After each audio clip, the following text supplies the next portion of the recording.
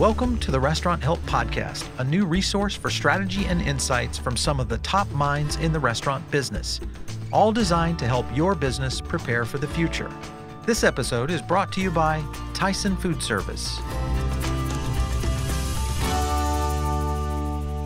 Welcome to the Restaurant Help Podcast. If you're a first-time listener, make sure to subscribe for more great episodes wherever you listen to your podcasts. I'm your host, Lauren Wine, and today's discussion is all about limited-time offers and classics changing appetites. Our special guests joining us today are Matthew Luaders from CSSI Culinary and Marketing, and Drew Kellogg, the CEO of Oath Pizza. So Matthew, Drew, welcome to the show. Glad to be here. Thank you, Lauren. Glad to be here. Absolutely. So Matthew, you are a returning guest, so thanks for giving your time again to the Restaurant Help Podcast. Can you just remind our audience a little bit about your background in food service and marketing? Yeah, sure. So for a good portion of my life, I was coming up in and holding leadership roles in food service, working in the kitchen for a good majority of it, private restaurants, large hotels, B&I account planning, and for the past 8 years, I've been the Culinary Director, Research and Development at CSSI in Chicago, working with national brands and manufacturers. Awesome. So you can definitely add a lot of color to today's topic with your wealth of knowledge and experience. Drew, I'd love to learn a little bit about your background and kind of the concept behind Oath Pizza. Sure. Well, thank you both very much for the opportunity to be with you today and to speak to your audience. Very pleased to be here. Been in food service for a couple decades now. Came out of military service and found Chipotle. Was looking for some leadership. Ended up serving and building a large portion of the Mid-Atlantic region for Chipotle for almost a decade, which was an awful lot of fun and learned a lot about how to build great teams and connect with the guest experience. Came out of that and found Oath a little after a couple of other detours, but found Oath Pizza a couple of years ago now. And Oath Pizza is just a few years old. We started in 2015 out in Nantucket, born out of a great idea to operate in an efficient manner in small spaces and meet customers in unique spots. Our restaurant out in Nantucket is very, very small. We're about 400 square feet, but kind of a neat environment, and did a lot of the prep in the kitchen and surrounding restaurants, which supported us. But over the course of the last few years have grown and partnered with some unique relationships that have allowed us to go cross country, particularly with our relationship with Aramark in some university and hospital and commercial spaces. And also most recently, a partnership with Covelli Enterprise, the largest Panera franchisee. And we just opened, unfortunately, just before pandemic, but in the Ohio westbound Turnpike, just outside of Pittsburgh. And another really unique partnership with a small space and some cross-utilization of their back-of-house and team relationships. So very, very pleased to have that opportunity and looking forward to getting it up to speed. And this environment, it turns out, it's going to be a good summer. Pleased to be here. Absolutely. That sounds like a very neat concept. What kind of inspired you to do that sort of style of service in the Turnpike? Well, I think it was born really out of an extension of where we started. Oath was built around efficiency, and we have a unique crust that is special in its production in a commissary format. So we've taken the dough production out of, or the dough manipulation out of the restaurant itself. There are a number of techniques and tricks that we have that allow us to do that. But going to Covelli was really an extension and back to our roots of going into small spaces that didn't necessarily needed a lot of capital investment, particularly in hooded exhaust and gas production. So we were able to utilize a space that was being underrepresented in the Turnpike, food court location for them, and convert it to an Oath Pizza. It's prime time. It's right on the entryway. It looks fantastic, and it was just a kind of a perfect opportunity for us and an opportunity for Covelli to repurpose some space efficiently. Absolutely. And I think that'll be, we'll find that that'll be very necessary as we kind of head into recovery about utilizing space, very efficiently. So I think you're in the right place at the right time. So, congratulations to you. It's really exciting to kind of see what you guys are doing. Thank you. Yeah. Thank you. So today we're going to get all into limited time offers and changing appetites as it pertains to the means of restaurant recovery. So the idea of an LTO isn't necessarily a new concept, but it does seem particularly pertinent now. So what do you guys see the role of LTOs playing on menus currently, and how should operators be leveraging them? Well, LTOs in background, I didn't really have a whole lot of restaurant speak before my time at Chipotle, so maybe I'll go. When I looked at an LTO from a customer perspective years and years ago, I always thought it was maybe utilizing ingredients that weren't moving so much. It was an interesting way to come in and experience the restaurant in a different manner.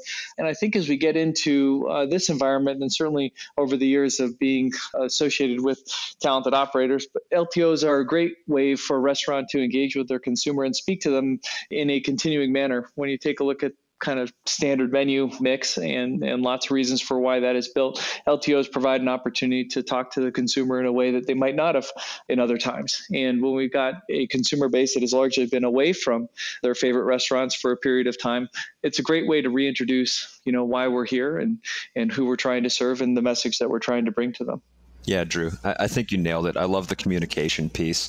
And also from a functional standpoint, LTOs are also an opportunity to test a product or test an item that you might be thinking about for a, larger market launch and keep people engaged and get some pretty good real-time feedback. Absolutely.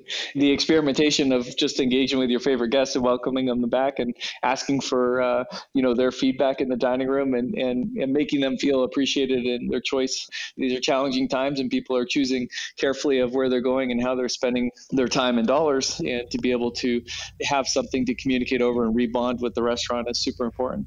Definitely. And I think LTOs can really drive new customers or even old customers that maybe, took a break from eating at your venue. Maybe now it's a time for them to return as they're seeing these offers. But where do you guys see the role of classic menu items playing in the long term?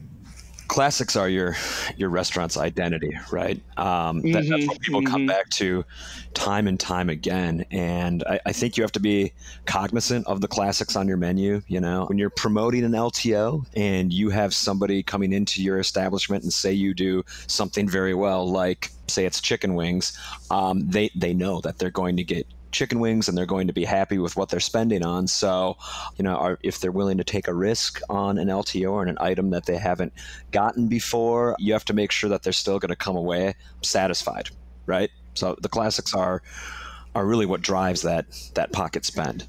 Absolutely. Matt, you nailed it. It's the LTO environment in particularly these times is getting customers back in to re-engage with the restaurant itself. When we look at our kind of core menu, it's, cheese and pepperoni pizza.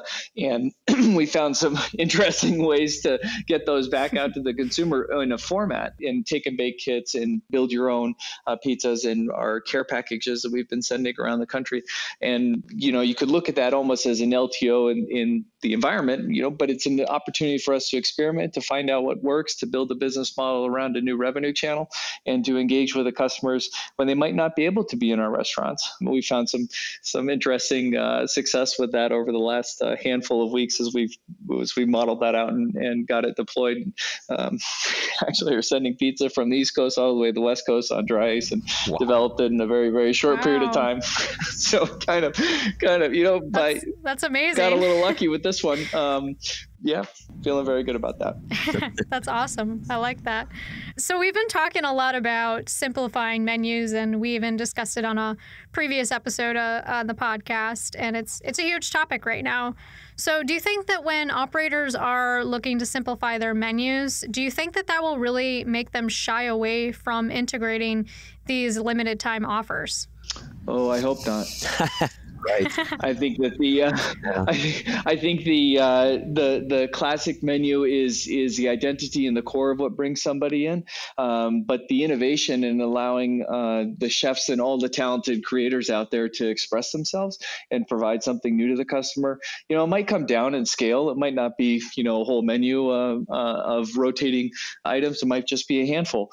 But to allow the creators to be and express themselves in a manner that can be be attractive to new guests and to your core guests. That's what gives the sizzle to a restaurant's experience. So I hope not. The sizzle to the restaurant. And, I understand completely why, simplifying menus is a tactic right now. It's definitely, has that feel. It's a survival tactic, right? You have a slimmed down menu.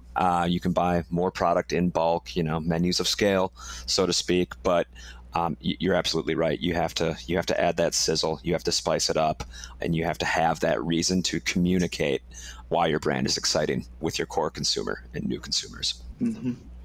What's really interesting on the ingredient side that we're seeing some interesting data with is like a lot of the core ingredients, the dairy and the protein is all been, it's subject to distribution, it's subject to supply chain issues, it's subject to a lot of issues that are driving that up. But then you've got all these other really high quality ingredients that are sitting without a lot of demand that have come down. And LTOs provide an opportunity to experiment with very, very high quality, maybe lesser kind of higher profile, but still very interesting and great flavor, and give the creators the opportunity to express themselves in a manner that is attractive. So yeah, that's a great point. Kind of utilizing some of those special ingredients that aren't getting a lot of attention. LTOs are a great way to do that right now.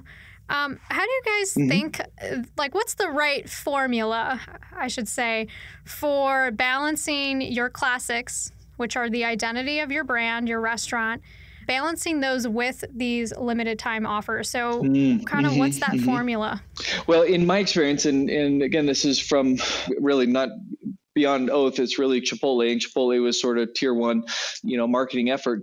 The LTOs ran on and we've had to be careful with those. They run on a revenue cycle that can boost reporting, and then you have to comp against. And so we had to be very careful with it, because we were basically going to present something to the public that was invested against, and then you had to repeat it.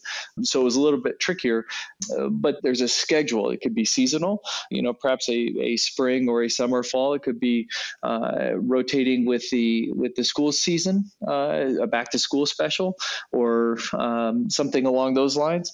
And consistency is important for the consumer so that they have a regular expectation. I was talking to somebody who suggested that the pumpkin spice latte was going to come back in like August. And when it's disconnected from its I guess its typical position, it can confuse the consumer, unless it's headed for kind of permanent placement on the menu.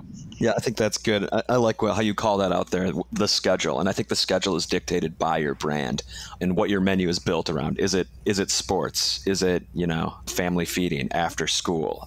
Do you have heavy breakfast flow where you could do grab and go parfaits or whatever it's going to be in the morning, and being careful not to confuse the consumer with pumpkin spice lattes when it's 90 degrees out. I mean, come on, they're great.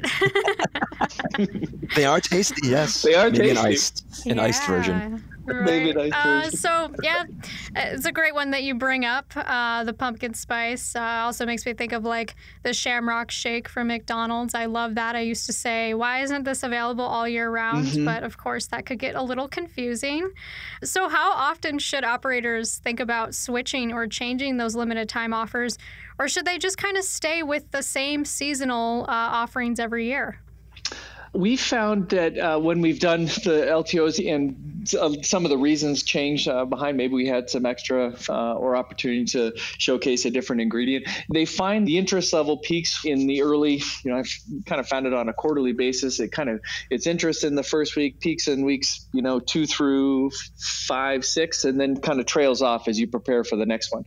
And depending on pricing, a quarterly rotation feels about right, but you'll see it in the demand, and the consumers will see it. Your cashiers will really tell you when they can't sell it anymore. It's probably time to think about something else.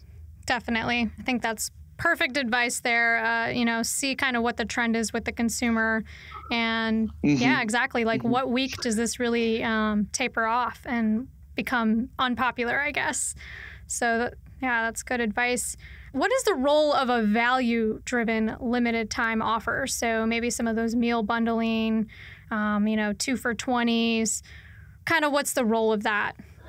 We found that to be very successful in increasing frequency with our regular consumers and finding ways that, be competitive sometimes with the neighborhood. If the neighborhood is high density in office workers or students that are regular kind of in a position, and I appreciate this is sort of pre-pandemic commentary, but when you have density of regular consumer traffic coming in, an opportunity to do it at a more reasonable point, you'll bring them back. Maybe you had them once or twice a week, and maybe you'll get them 3 or 4 times over the same period of time because they appreciate the value that they're getting from you. And, if the consumers are feeling like they're appreciated in the restaurant, either the cashiers know their name and know their order, all the better.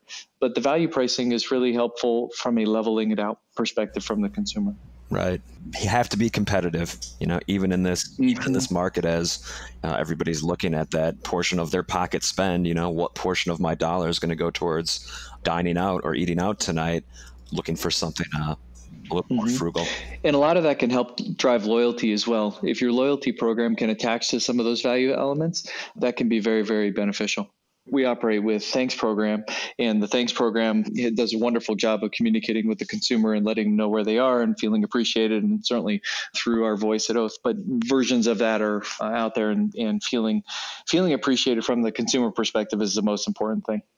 And I think, doing those kind of the meal bundling, the 2 for $20, that type of deal is really great as we still continue to see an increase and an influx of off-premise sales. So people want to find the convenience. I'm going to go pick up a meal. Why not get 2? And why not have it be an affordable price so that I can share this with my family or my significant other or a friend? Absolutely. If you're being careful in your social distancing. But I definitely think that kind of is a great edge to really providing that convenience and affordability factor in the limited time offers. So kind of as we're going on with that, what are some general guidelines operators should follow when they're pricing these limited time offers?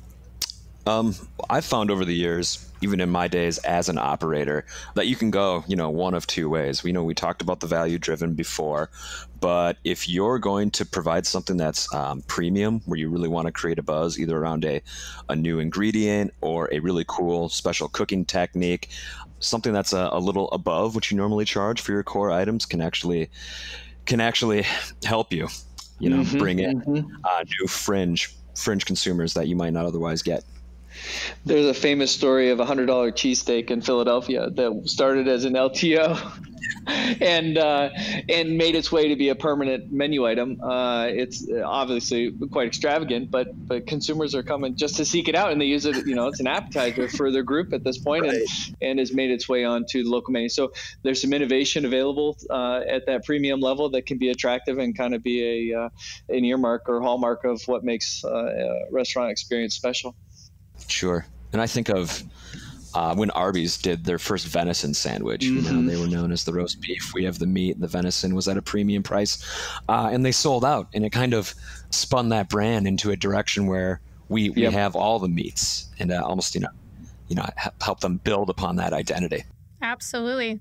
Those are some great key things to really consider when developing limited time offers. What are some other things that operators should think about to really create these compelling, consumer-driven, interest-driven, and that are trendy limited time offers? We found a lot of engagement with the consumer is also about what we're doing to impact social change in particular of late, how we're contributing and giving back to the communities. We've had a number of just our care packages has been our vehicle in this pandemic period of time where we aren't able to see the consumer, but we've been able to promote to them online and through our social channels and talk about Feeding America or AmeriCares. We've donated to a number of shelter communities that are providing support, and have recently, our Color of Change donation in the Black Lives Matter movement support of late, and finding ways to connect to the consumer in a kind of an ecosystem of engagement is really, really valuable. And they'll come back and see what we're doing and how we're communicating with them on any given subject, and they will participate with us and seek us out, share it with their friends, and value what we're doing for them. Definitely. So we kind of touched on seasonality before when we kind of come up with these limited time offers. Of course, that's a great way to use what you have and use the seasons to really transition into some of those unique flavors. But how can you create these limited time offers and still stay true to your roots? I think Drew touched on it before when, he talked about the pepperoni and sausage pizzas, which are, totally part of the Oath brand identity. I think with LTOs, you should definitely do that, whatever your key carrier is, whether it is burgers or sandwiches or pizza, but it's a fun way to lead the consumer in a different direction. A great example, I was having a conversation with somebody a couple weeks ago, and they were talking about a crab rangoon pizza that they saw at a pizza chain. Wow. In Missouri, I believe. Yeah. And it's two comfort foods that are on different ends of the spectrum, but they brought them together at this pizza restaurant, and it sold really well. It was enough to tempt people to try it, even though it sounds kind of weird, but it was still in line with what that restaurant was known for doing extremely well, which was their crust and their pizza and their sauce. That's wonderful. Wow. Those are good examples. It sparked my comment on this utilizing craveable ingredients. We've got a Beyond Meatball that is cross-utilized on a vegan pizza called the Beyond Bomb that was very on time for the vegan environment. And they're very pleased with it. It's the Beyond product is fantastic. We've actually converted it into a Beyond Parm sandwich as well, a panini, as our crust can do things that others can't. And so I think you're right on point, Matt, with finding ways to take different ends of the spectrum or reimagine on the menu. It's a great point. Maybe your next endeavor will be the crab rangoon pizza. I'd be interested to see. Who knows? Yeah. Who knows? Hey, the time is now to be inventive. So anything goes, I guess, Yeah. Pizza being one of the most popular foods. Maybe you can really try to experiment and come up with the next big trend. So what are some limited time offer ideas that operators can get thinking about to really help tweak their menu? So, of course, you kind of touched on a few things like comfort food, but maybe, and you also kind of touched on doing good. So offering healthcare workers, really playing into what's going on in the world and just being aware and being cognizant of what's happening. But, what are some other things that operators should really be doing when they're adjusting their menus and integrating these offers? I think for us, it's really, and particularly in this time, it's come down to the experience that we're able to provide the consumer and how do we elevate that. This is a challenging period of time for pretty much everybody on the planet and in every one of our environments that we're operating in, and to find and acknowledge that struggle and to make them, to participate in it with them and to find experiences that we can leverage in our partnerships, in our format, in our delivery of. Again, we're started out in Nantucket. We're principally out in the Northeast corridor for our restaurants, along all of our school restaurants with our relationships are closed down. Our furthest west one now is this Ohio Turnpike with Covelli, which is fantastic. And being able to experience something that they otherwise wouldn't be able to do and acknowledge that you appreciate their choice in you. That's, if you can build an LTO around any of those components, you're meeting the customer where they are. And I think that certainly everybody that we've spoken to on it has certainly appreciated the opportunity to know that you're meeting them where they are as a consumer. And that goes a long, long way. It's also, it's as much about flavor, I guess, right now as it is about the experience that you're meeting them with. I like that, Drew, meeting the consumer where they are, because these are challenging times. They are very interesting times, and everybody has a path that they're on and that they're working against. I think paying attention to things like delivery fees, communicating that to your consumer, that you're paying attention to everybody in the whole process of supply chain to production to bringing the food to somebody's house, that, we're just like them and we're here, providing a service. I think consumers respond to that. I know that I certainly do. Absolutely. I think we definitely need to just be mindful of some of those consumer pain points and really try to appeal to them, while also maintaining kind of a convenient element as well that's cost effective not only for the operations of the restaurant, but for the consumer as well. So those are some really great insights that you guys shared today. I want to thank both of you for being on the show. Well, thank you very much. It's a pleasure to be here. Matt, appreciate the conversation. Lauren, thank you very much for the opportunity. Yeah, definitely. Thank you, guys. Absolutely. And next, I want to thank each of our listeners. Without you, this podcast would not be possible. So when you're out there in the trenches listening in, make sure to drop us a rating or review. That's how we get feedback from you.